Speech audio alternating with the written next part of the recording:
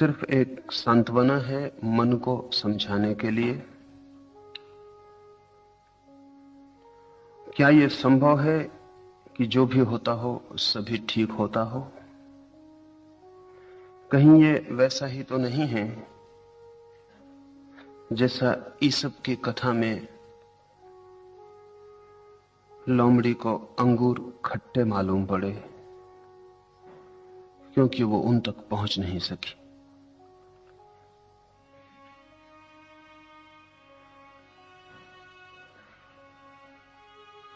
श्रेष्ठतम नियम भी निकृष्टतम उपयोग में लाए जा सकते हैं।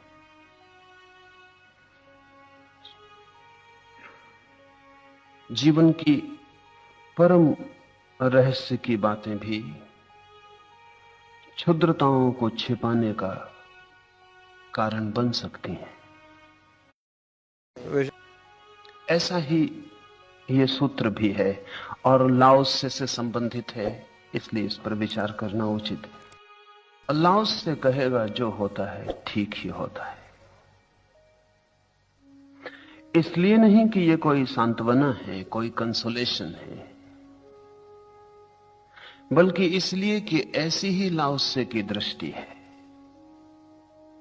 लाओत्से कहता है जो गलत है वो हो ही कैसे सकता है, और जो भी हो सकता है वो ठीक है। यहां ठीक से संबंध जो हो रहा है उसके संबंध में वक्तव्य नहीं है,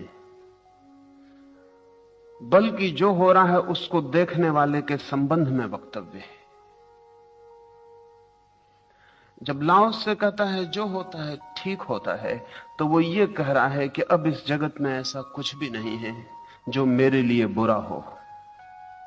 ये वक्तव्य जो होता है उसके संबंध में नहीं है, ये वक्तव्य साक्षी के संबंध में है, लाओत्से के खुद के संबंध में है। लाओत्से ये कह रहा है कि अब ऐसा कुछ भी नहीं है जो मेरे लिए बुरा हो सके। मैं उस जगह खड़ा हूं जहां बुराई नहीं छू सकती है। अब सभी कुछ ठीक है। अब इसलिए सभी कुछ ठीक है कि लाओत्से उस आनंद में है जिस आनंद को नष्ट करने का अब कोई उपाय नहीं। आपके लिए सभी कुछ ठीक नहीं हो सकता। आपके लिए वही ठीक होगा जिससे सुख मिले, और वो गलत होगा जिससे दुख मिले। जब तक आपको दुख मिल सकता है तब तक सभी कुछ ठीक नहीं हो सकता। जब तक आप दुखी हो सकते हैं तब तक सभी कैसे ठीक होगा? छोटा बच्चा आपका पैदा हो प्यारा और मर जाए, कैसे कह सकेंगे कि ठीक हुआ? जिसे प्रेम करते हो और वो न मिल सके, कैसे कह सकेंगे कि ठीक हुआ? जीवन भर जो आप समझते हैं अच्छा है करते रहें और परिणाम बुरे हों, कैसे कह सकेंगे कि ठीक हुआ? नहीं कह सकेंगे, क्योंकि आपका सुख कारण निर्भर है।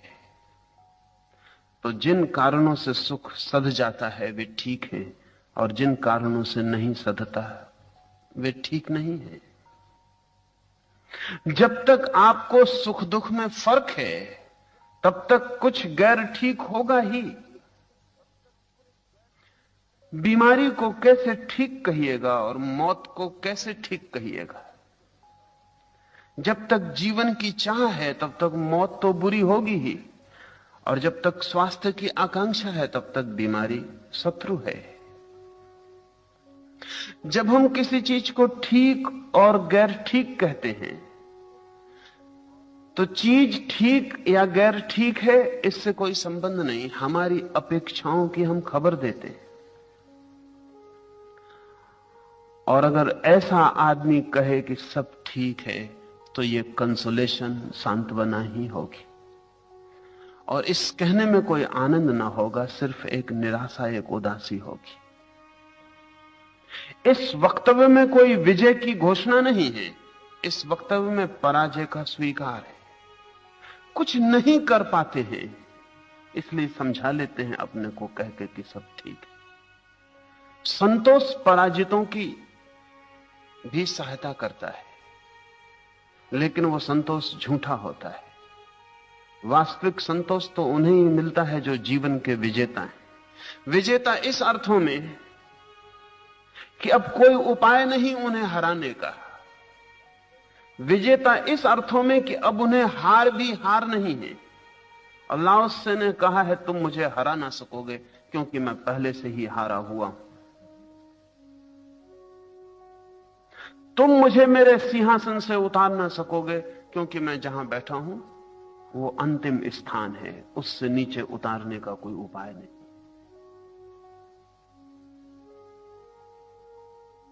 तुम मुझे दुख न दे सकोगे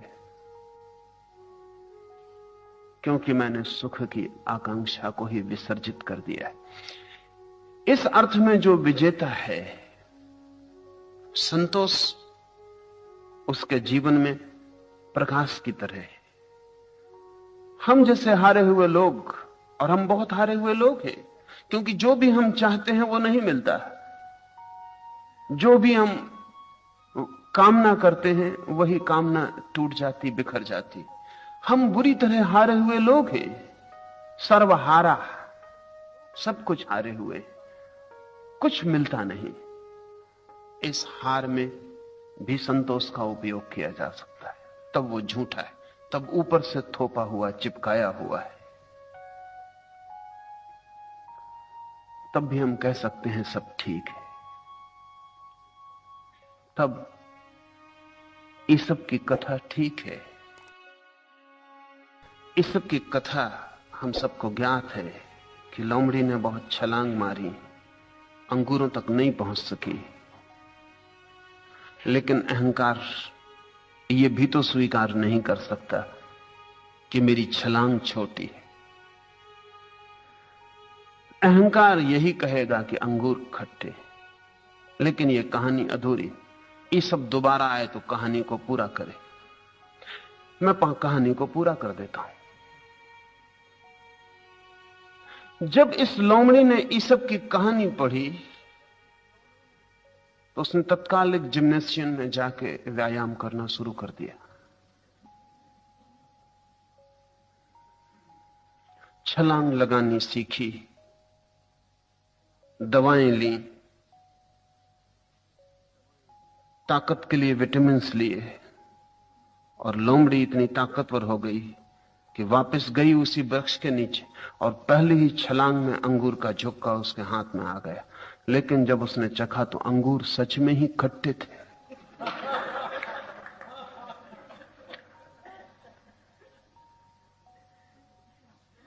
लेकिन अब लोमड़ी क्या करे? उसने लौट के लोगों से कहा कि अंगूर बहुत मीठे।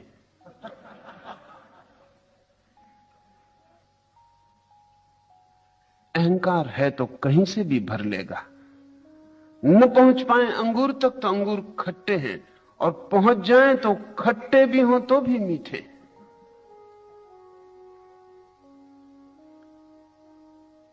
एक बात ध्यान रख लेनी जरूरी है,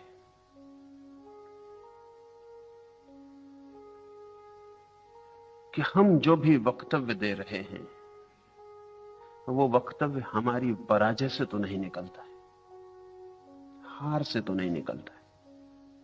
हारे हुए वक्तव्यों का कोई भी मूल्य नहीं है। अल्लाह से आपको यह नहीं सिखा रहा है कि आप थोप लें संतोष। लाओस से यह कह रहा है कि संतोष जीवन के साथ संगीत का संबंध है, पराजय का नहीं, दुश्मनी का नहीं, मैत्री का संबंध है। लाओस से यह कह रहा है कि जो भी होता है वो इतनी विराट घटना है और इतने विराट उसके कारण है और इतना विराट उसका फैलाव और रहस्य है कि आप बचकानापन करेंगे अगर आप निर्णय करें कि ठीक है या गलत है। आप निर्णायक नहीं हो सकते। जगत इतनी बड़ी घटना है कि उसमें जो होता है वो तो एक फ्रेगमेंट, एक टुकड़ा है। जैसे कि किसी आदमी को एक उपन्यास का एक पन्ना हाथ में लग जाए और वो उस पन्ने को पढ़ के निर्णय ले कि उपन्यास नैतिक है या अनैतिक है, अश्लील है कि सलील है, कि श्रेष्ठ है कि निकृष्ट है, और उस पन्ने पर वो निर्णय करे ठीक है गलत होने का, तो हम उसे नासमझ कहेंगे। हम कहेंगे पूरी कथा से परिचित हो जाना जरूरी है निर्णय के पहले। लेकिन जगत के संबंध में हम रोज निर्णय लेते हैं और जगत की पूरी कथा से परिचित होने का कोई भी उपाय नहीं। अगर हिटलर मर जाए बचपन में ही तो उसकी मां सोचेगी बहुत बुरा हुआ,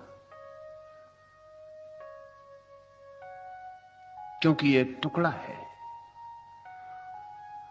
लेकिन हिटलर ने जो किया, अगर उसकी मां जिंदा हो तो सोचेगी ये पैदा होते ही मर जाता तो अच्छा था।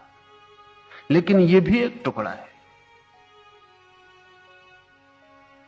और अभी इसके बृहत्तर हिटलर भला समाप्त हो जाए, लेकिन हिटलर ने जो किया है वो सक्रिय रहेगा। और यह भी हो सकता है कि दुनिया में अब कोई युद्ध ना हो सिर्फ इसलिए कि हिटलर हो गया। तब हिटलर का होना अच्छा होगा या बुरा? यह हो सकता है कि हिटलर के कारण ही, और मुझे दिखता है बुद्ध और महावीर के कारण युद्ध नहीं रुक सके, हिटलर के कारण रुक सकते हैं। क्योंकि हिटलर ने युद्ध को ऐसा विषाक्त रूप दे दिया, उसको उसकी चरम परिणति तक पहुंचा दिया। बीमारी आखिरी जगह पहुंच गई कि अगर आदमी अब भी युद्ध करे तो फिर हमें मानना चाहिए कि आदमी में आदमियत जैसा कुछ भी नहीं। हो सकता है जगत में अब कोई विराट महायुद्ध ना हो, लेकिन तब उसका सारा श्रेय हिटलर पर ही जाएगा। कौन कह सकता है कि हिटलर का होना अच्छा हुआ या बुरा हुआ? हम टुकड़े पर निर्णय करते हैं, एक खंड पर निर्णय करते हैं। जीवन अखंड धारा है और अनंत है, अनादि है, न उसका प्रारंभ है न उसका कोई अंत है।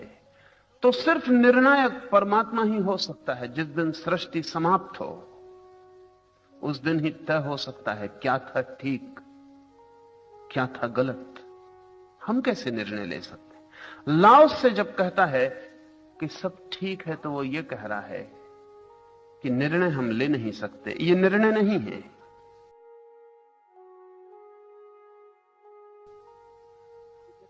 जब लाओस से कह रहा है सब ठीक है तो ये सब गलत है, उसके विपरीत निर्णय नहीं है। जब लाओस से कह रहा है सब ठीक है तो वो ये कह रहा है कि मैं विराट की इच्छा के साथ अपने को एक करता हूं, मेरी अपनी कोई अलग इच्छा नहीं। जीसस को सूली लग रही है, आखिरी क्षण में एक संदेह जीसस को पकड़ जाता है। जब हाथ पर खीले ठोंक दिए गए हैं तब जीसस के मुंह से आह निकलती है। वो कहते हैं हे परमात्मा, ये तू मुझे क्या दिखा रहा है? कहीं छिपी कोई आकांक्षा रही होगी, कहीं दूर गहरे में जिसका जीसस को भी पता ना हो। ठोके गए खीलों ने उसे जगा दिया होगा। कहीं कोई गहरे में प्रसुप्त कोई बीज रहा होगा। ये भरोसा रहा होगा कि ईश्वर मुझे सूली नहीं लगने देगा।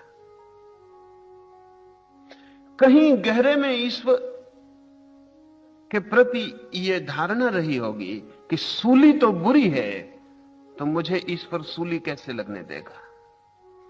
सूली अच्छी है ऐसा जीसस को ख्याल नहीं रहा होगा, नहीं तो जीसस के मुंह से यह वचन ना निकलता कि हे परमात्मा, ये तू मुझे क्या दिखा रहा है।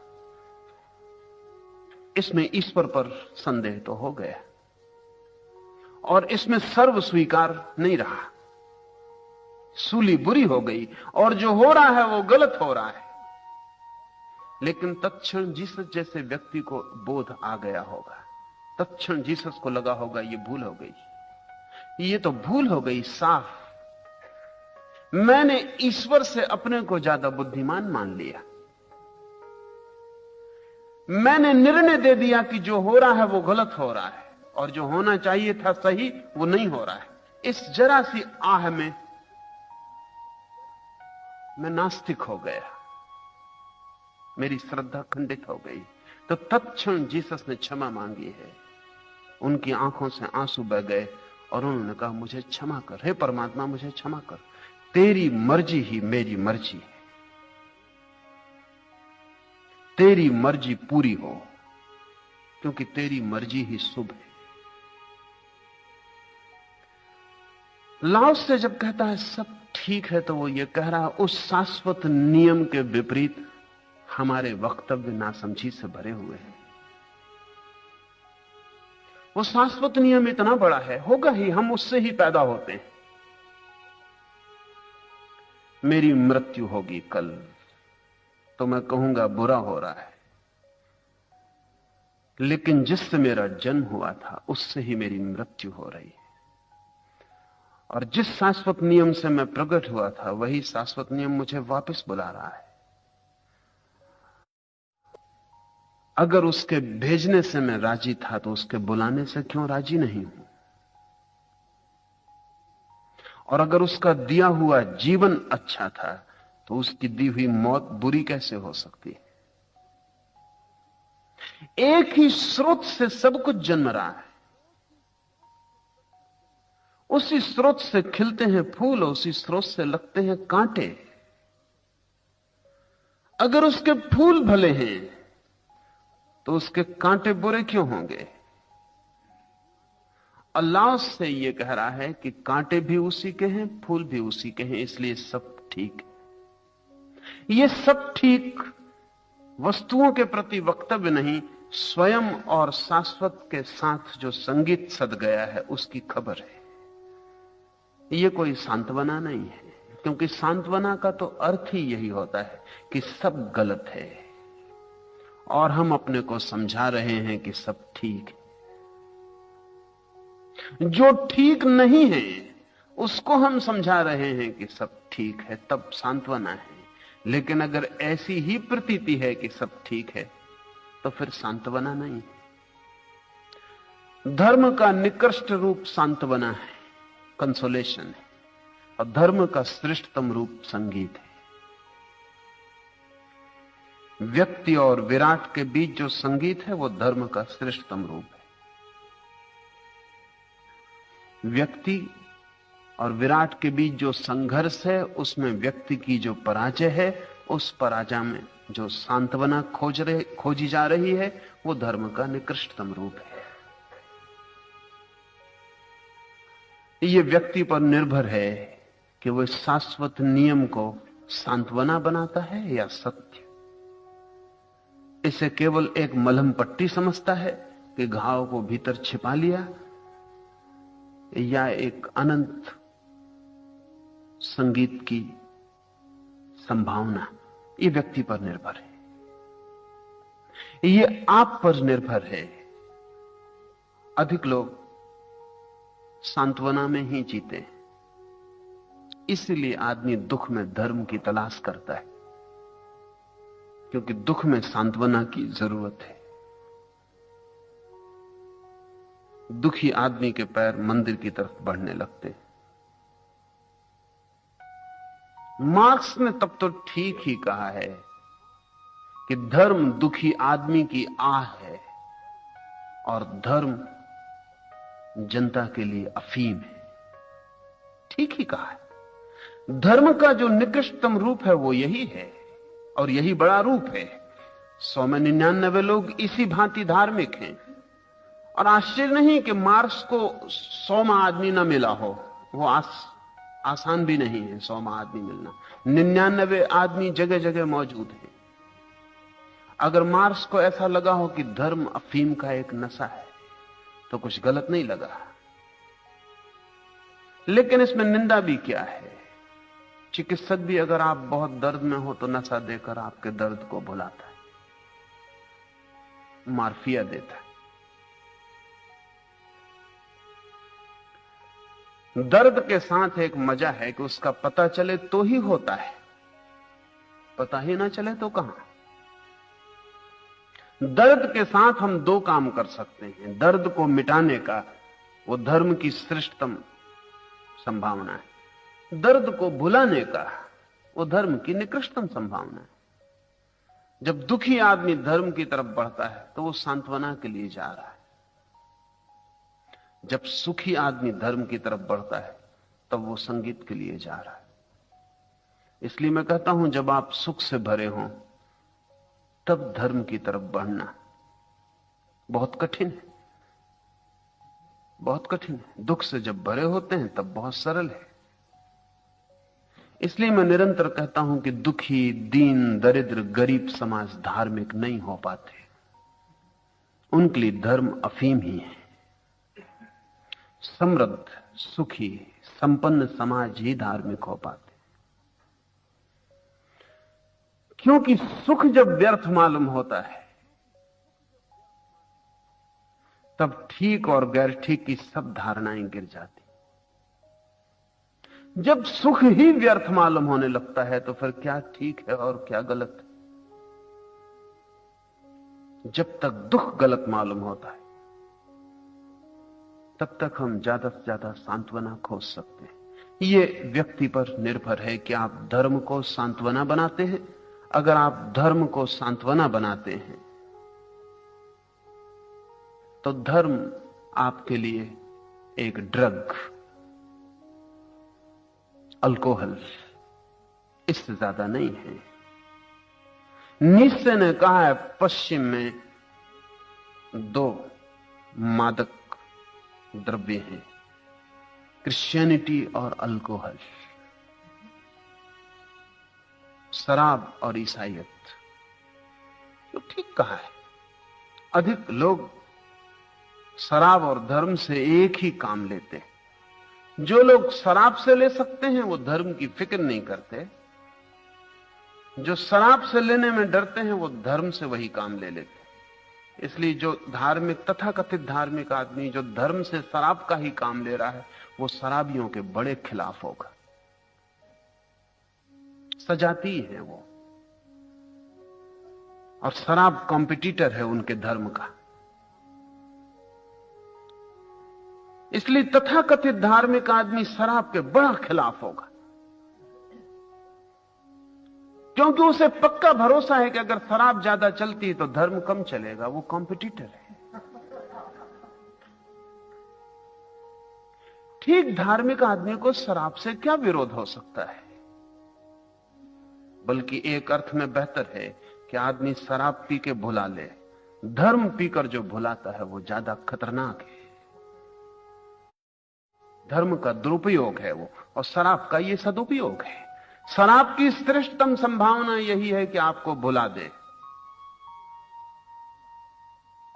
धर्म की ये निकृष्टतम संभावना है कि भुला दे। तो जो धर्म का शराब की तरह उपयोग करता है वो धर्म को भी नुकसान पहुंचाता है। उससे बेहतर है वो शराब ही पी ले, कम से कम रास्ता सीधा साफ सुथरा तो है, अपने को धोखा तो नहीं दे रहा। लेकिन अधिक लोग धर्म को भी विस्मरण के लिए ही काम में लाते, उनके कारण ही पृथ्वी धार्मिक नहीं हो पाती। ये प्रश्न ठीक है। सर्व स्वीकार परम आस्तिकता है, टोटल एक्सेप्टेबिलिटी। सर्व स्वीकार में कोई दंश नहीं है,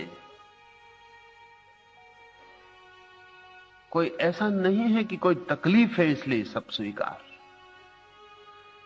बल्कि ये स्मरण आ गया है कि एक लहर अगर सागर को स्वीकार न करे तो व्यर्थ ही परेशान होगी।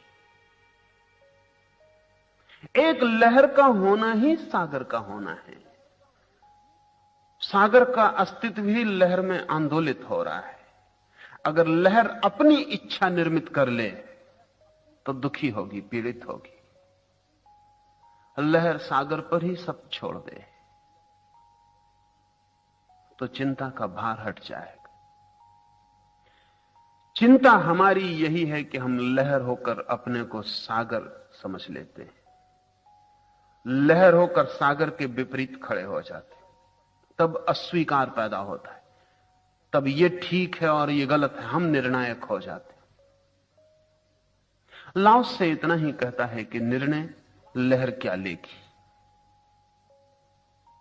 लहर है ही कहां जो निर्णय ले सके, उसका अलग होना ही नहीं है। सागर का एक हिस्सा है, सागर से ही जन्मी है, सागर में ही लीन हो जाएगी। जन्म को जिस सद्भाव से स्वीकार किया है, उसी भाव से मृत्यु को भी स्वीकार कर लेना जरूरी। दोनों ही सागर का दान है। सुख को जिस भांति माना, वैसे ही दुख को भी मान लेना जरूरी है। दोनों ही सागर के दान है। इस अर्थ में सर्व स्वीकार परम क्रांति है, उससे बड़ी